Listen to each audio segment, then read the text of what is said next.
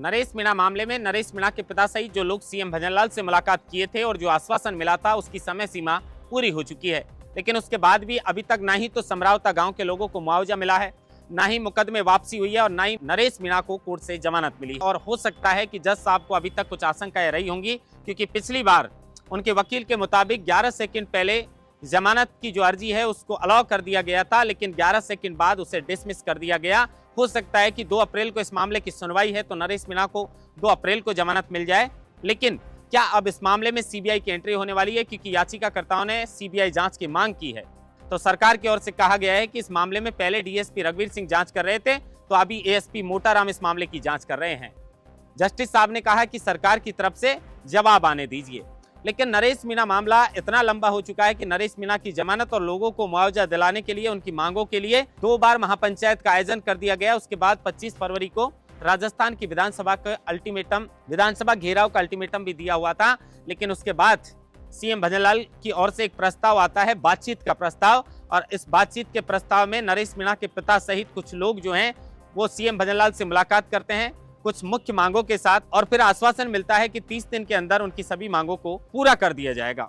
लेकिन उसके बाद 30 दिन से भी ज्यादा का समय बीतने के बाद भी अभी तक उनकी मांगों को पूरा नहीं किया गया है। तो अब लोग कह रहे हैं कि क्या सिर्फ सीएम भजनलाल शर्मा ने विधानसभा के घेराव को रोकने के लिए आश्वासन दिया था? क्या हमारे साथ अभी भी धोखा किया जा रहा है? क्योंकि उनके लोगों के मुताबिक, नरेश मीणा के समर्थकों के मुताबिक, समरावता गांव के लोगों के साथ में अन्याय हुआ है। लगातार जो कांग्रेस सरकार के नेता हों या अन्य दल के नेता हों, लगातार ये बात कह रहे हैं कि समरावता गांव के लोगों के साथ अन्याय हुआ है, उनका नुकसान हुआ है, उसकी भरपाई आखिर कौन करेगा। और इन सभी मांगों के साथ सीएम भजनलाल से मुलाकात हुई थी और मुलाकात के बाद आश्वासन मिला था, लेकिन उसकी समय सीमा पूरी होने के बाद भी उनकी मांगों को पूरा नहीं किया गया है।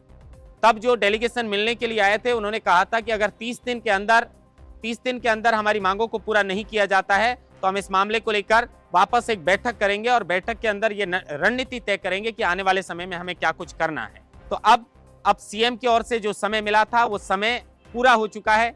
जो आश्वासन दिया गया था मांगों को पूरा करने का, वो मांगे अभी तक पूरी नहीं की गई है। तो आने वाले समय में जो है वो नरेश मीणा के समर्थकों के द्वारा क्या समरावता गांव के लोगों को न्याय दिलाने के लिए और जो भी उनकी मुख्य मांगे हैं उनको लेकर क्या कुछ किया जाएगा, इस बात का इंतजार रहेगा। लेकिन इस मामले में जैसे ही सीएम भजनलाल का समय सीमा पूरा होने लगा है, उसके बाद से नरेश मीणा के समर्थकों में काफी नाराजगी दिखाई दे रही है कि सीएम भजनलाल ने हमें आश्वासन भी दिया था, हमें भरोसे में भी रखा था, और भरोसे में रखने के बाद अभी तक हमारी मांगों को पूरा नहीं किया गया है।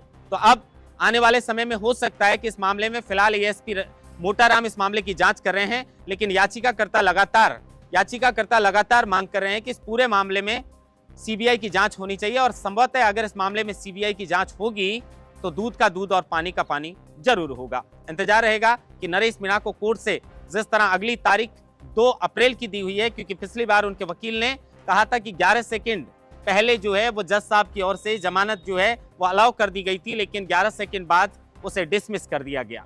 हो सकता है, जैसे मैंने कहा, कि कुछ आशंकाएं रही होंगी, जमानत का मामला, उसके अलावा जो भी चीजें थी वो सरकार के अंडर में थी, वो चीजें सरकार के हाथ में थी जिनको लेकर सरकार ने आश्वासन दिया था, लेकिन समय पूरा होने के बाद भी अब तक उन मांगों को पूरा नहीं किया गया है। महेंद्र बांसवाड़ा, लोकमत हिंदी, जयपुर।